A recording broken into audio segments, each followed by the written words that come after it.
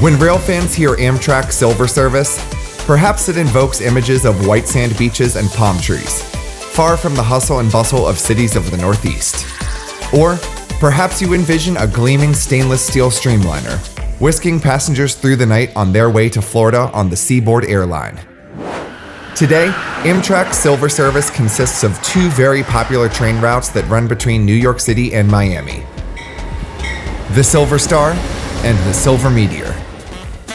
The history of Amtrak Silver Service can be found in the luxurious trains operated by the Seaboard Airline Railway and the Atlantic Coastline Railroad.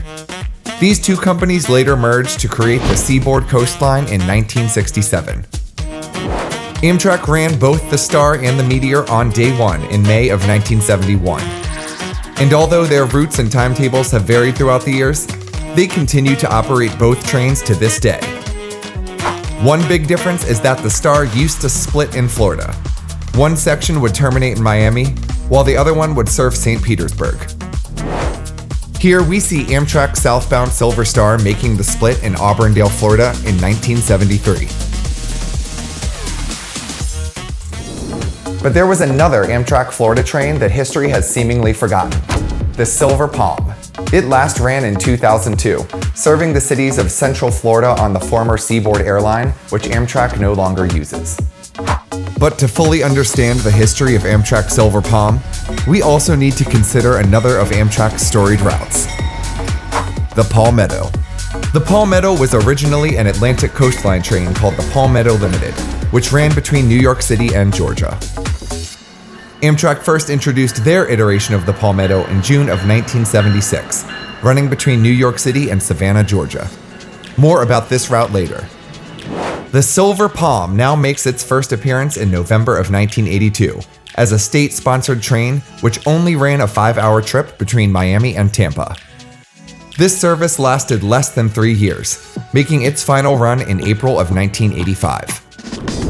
A little over a decade later, the Silver Palm name would be saved from the scrap heap. But first, let's check back in with the Palmetto. In 1988, Amtrak extended the coach-only Palmetto all the way to Jacksonville, Florida, thus adding another New York to Florida train to Amtrak's roster. In 1994, it would become a full overnight train with sleepers and a dining car, and its route was extended all the way to Tampa.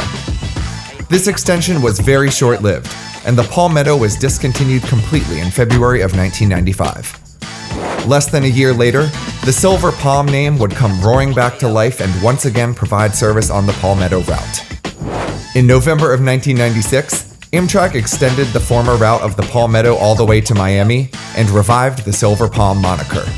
In addition to serving Central Florida towns like Waldo, Ocala, Wildwood, and Dade City, the Palm also provided service to Tampa. The Silver Palm would ride the rails for the next 8 years as a full overnight train with sleeping cars and dining car meal service. Sadly, in May of 2002, the Silver Palm would not only be stripped of its dining car and sleeping cars, it would also lose its name. Although it continued to serve Florida for the time being, the train would be renamed back to the Palmetto. And 2 years later, this service would be truncated to its previous terminus in Savannah, Georgia, resembling Amtrak's modern Palmetto timetable. It was at this time that the Silver Star would see a shift to its current routing in order to serve Tampa. With the exception of today's Amtrak Silver Star breaking from the Meteor's route to serve Lakeland and Tampa, both trains now serve all the same towns along the same line in Florida.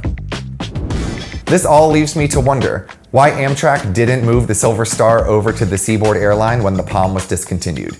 If you know more about this history, please leave a comment below.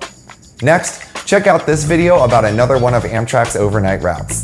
Like and subscribe, and thank you for watching Rail Weekly.